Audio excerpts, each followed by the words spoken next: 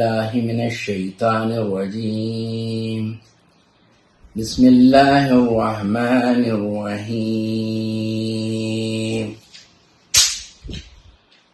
ما جعل الله لرجل من قلبين في جوفه وما جعل أزواجكم الله تظاهرون منهن أمهاتكم وما جعل أدعياءكم أبناؤكم ذلكم قولكم بأفواهكم والله يقول الحق وهو يهدي السبيل ادعوهم لآبائهم هو أقسط عند الله فإن لم تعلموا آباءهم فإخوانكم في دين ومواليكم وليس عليكم جناح فيما أخطأتم به ولكن ما تعمدت قلوبكم وكان الله غفورا رحيما.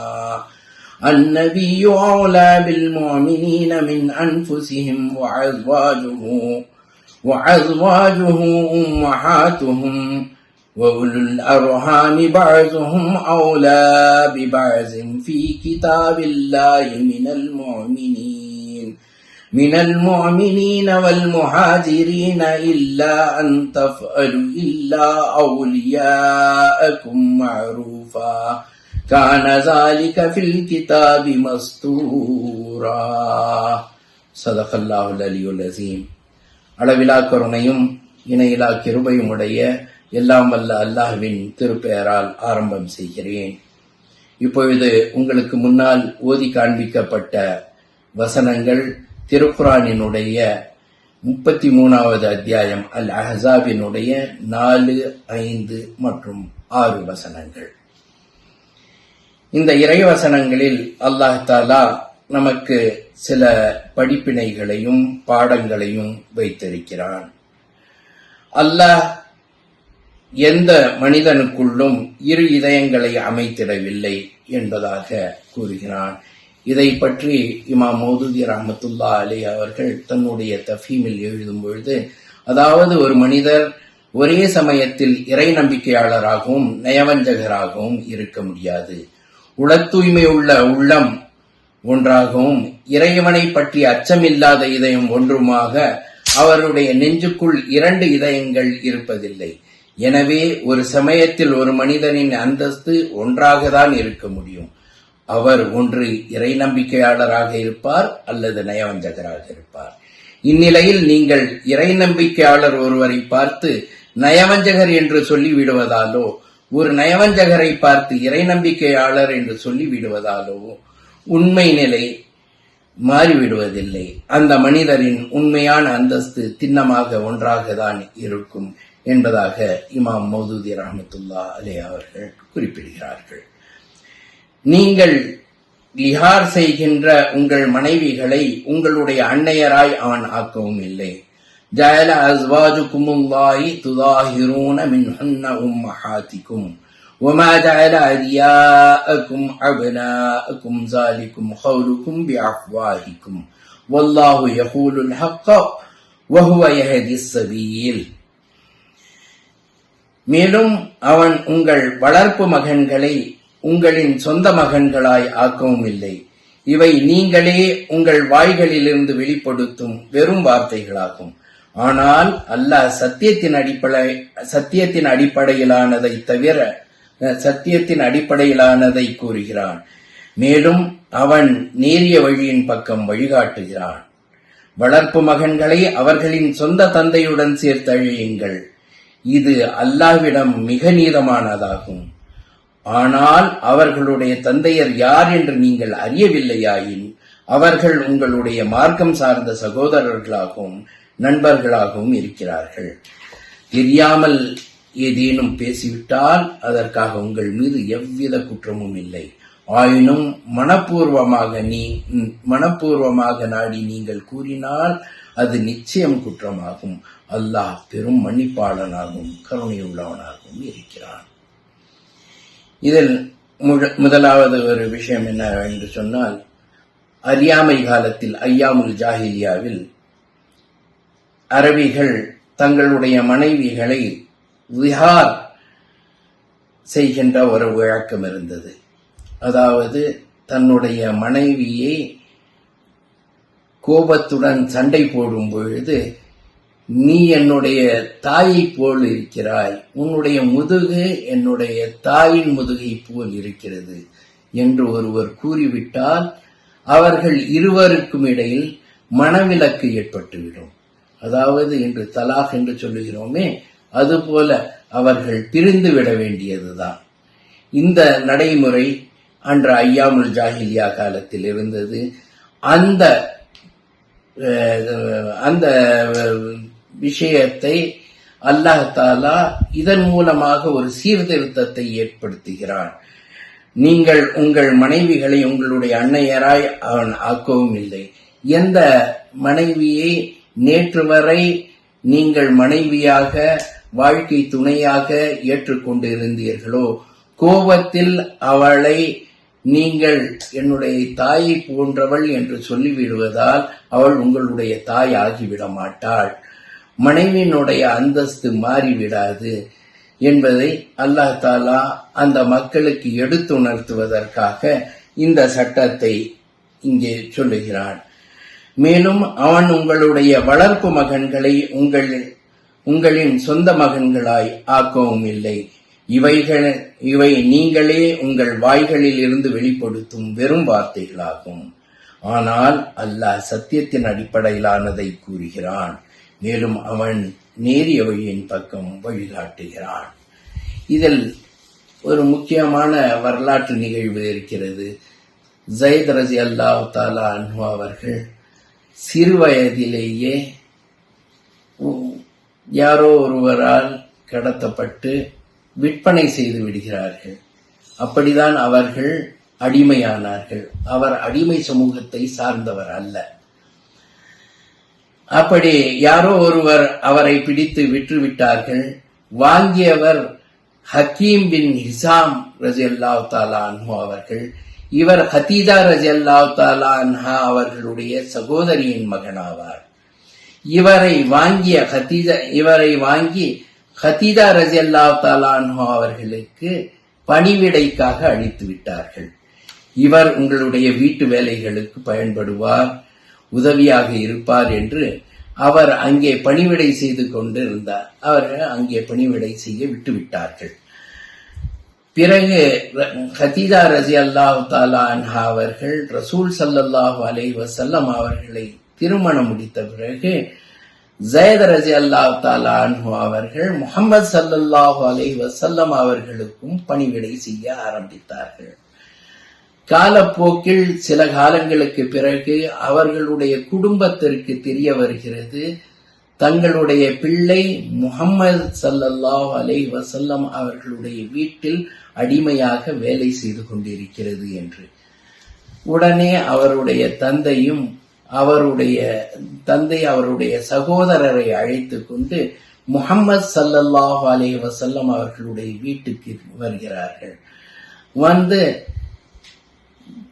Zaid ரலியல்லாஹு தஆலா அன்ஹு அவர்களை பார்க்கிறார்கள். முஹம்மது ஸல்லல்லாஹு அலைஹி வஸல்லம் அவர்களிடம் விஷயத்தை சொல்கிறார்கள். முஹம்மது ஸல்லல்லாஹு அலைஹி வஸல்லம் அவர்கள் எந்த மறுப்பையும் சொல்லவில்லை. நீங்கள் விரும்பினால் அவர் வருகிறார் என்றால் அழைத்து கொண்டு செல்லலாம் என்பதாக சொன்னார்கள். உடனே ஸைத் ரலியல்லாஹு தஆலா அன்ஹு அவர்களுடைய தந்தையும் அவருடைய சித்தப்பாவும் ஸைத் ரலியல்லாஹு தஆலா அன்ஹு அவர்களை தனியாக அழைத்து, அவர் தொலைந்ததற்கு பின்னால் அவருடைய குடும்பத்தில் அவரை தேடி மனக்கவலைப்படுகின்ற அந்த விஷயங்களை எல்லாம் எடுத்து கூறுகிறார்கள். நாம் எல்லாம் மிகவும் சோகமாக மிகவும் கஷ்டமாக இருக்கிறோம் உன்னுடைய பிரிவால் என்று எல்லாம் மிக உருக்கமாக சொல்கிறார்கள். ஸைத் ரலியல்லாஹு தஆலா அன்ஹு அவர்கள் அவர்களுடன் செல்ல மனம் ஒப்பவில்லை. உடனே அவர் சொல்லிவிடுகிறார், தந்தையையும் சித்தப்பாவையும் நீங்கள் சென்று விடுங்கள், நான் இங்கு மிக சௌகரியமாக மிக மன நிம்மதியாக இருக்கிறேன் என்பதாக. இதை பார்த்த முஹம்மது ஸல்லல்லாஹு அலைஹி வஸல்லம் அவர்கள் அடுத்த நாள் அல்லது சில தினங்களுக்கு பிறகு மக்காவுக்கு சென்று ஹரம் ஷரீஃபிலே நின்று குறைஷி குல தலைவர்கள் எல்லாம் இருக்கும்பொழுது குறைஷியர்களை பார்த்து ரசூல் ஸல்லல்லாஹு அலைஹி வஸல்லம் அவர்கள் சொன்னார்கள், ஸைத் என்னுடைய மகன், ஸைத் இனி என்னுடைய சொத்தில் அவருக்கு பங்கு இருக்கிறது, ஸைத் என்னுடைய சொத்தினுடைய உரிமையாளன் என்பதாக சில அறிவிப்புகளை செய்கிறார்கள். உடனே ரசூல் ஸல்லல்லாஹு அலைஹி வஸல்லமுடைய அறிவிப்பின் காரணமாக மக்காவில் உள்ள மக்கள் ஸைத் பின் முஹம்மது என்று அழைக்கத் தொடங்கினார்கள். ஸைத் ரலியல்லாஹு தஆலா அன்ஹுவை ஸைத் பின் முஹம்மது, முஹம்மதினுடைய மகன் ஸைத் என்று. அந்த காலகட்டத்தில் தான் ரசூல் ஸல்லல்லாஹு அலைஹி வஸல்லம், இது அந்த காலத்தில் மக்காவில் இருந்த மக்கள் செய்து கொண்டிருந்த ஒரு பழக்க வழக்கம், குழந்தைகளை தத்தெடுத்து அவர்களை தங்களுடைய வாரிசுகள் என்று சொல்லிவிடுவார்கள். இது அவர்கள் செய்து கொண்டு வந்த வழக்கம். ஆகவேதான் முஹம்மது ஸல்லல்லாஹு அலைஹி வஸல்லம் அவர்கள் அந்த பழக்கத்தை செய்தார்கள்.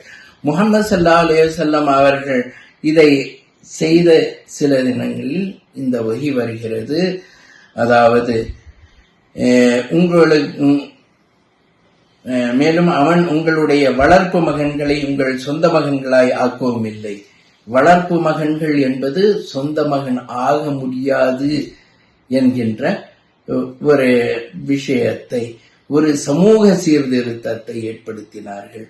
அதில்தான் ஸைனப் ரலியல்லாஹு தஆலா அன்ஹா அவர்களுடன் நடந்த திருமணத்தின் பொழுதும் கூட விவாகரத்து ஏற்பட்ட போது ரசூல் ஸல்லல்லாஹு அலைஹி வஸல்லம் அதை முழுக்க உடைத்த அந்த தவறான சிந்தனையை உடைக்க வேண்டும் என்பதற்காக தான் அவர்கள் ஸைனப் ரலியல்லாஹு தஆலா அன்ஹா அவர்களை திருமணம் செய்தார்கள். அப்படி செய்யாமல் இது வெறுமனே சட்டமாக இருந்திருந்தால் பிற்காலத்தில் மருமகளை திருமணம் செய்து விட்டார்கள் என்ற ஒரு வசை சொல்ல ஏற்பட்டுவிடும் என்பதற்காக தான் அல்லாஹ் தாலாவினுடைய ஏற்பாடு. இப்படிப்பட்ட ஒரு விஷயம் ஏற்பட்டுவிடக் கூடாது என்பதற்காக அல்லாஹ் தாலா இந்த விஷயத்தை செய்தான்.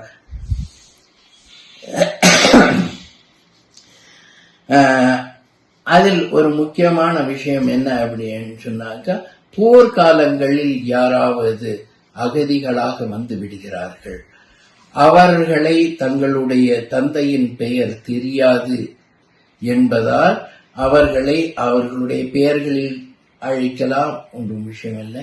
சிலரை பார்த்து மகனே, மகளே, அம்மாவே என்று அழைப்பது தவறல்ல. ஆனால் ஒரு தன்னுடைய இவன்தான் என்னுடைய மகன், இவன்தான் என்னுடைய வாரிசு என்பதை போன்ற வார்த்தைகளை பயன்படுத்துவதை இஸ்லாம் தடை செய்கிறது.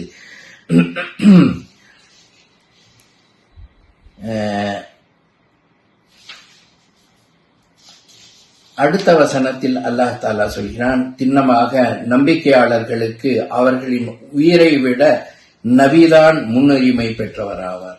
ஒரு இறை நம்பிக்கையாளருக்கு அவருடைய நபி என்பது அவருக்கு அவ்வளவு முக்கியமான ஒரு விஷயம். ரசூல் ஸல்லல்லாஹு அலைஹி வஸல்லம் அவர்கள் உமர் ரலியல்லாஹு தஆலா அன்ஹு அவர்களை பார்த்து கேட்டார்கள், நீங்கள் என்னை எவ்வளவு நேசிக்கிறீர்கள் என்பதாக.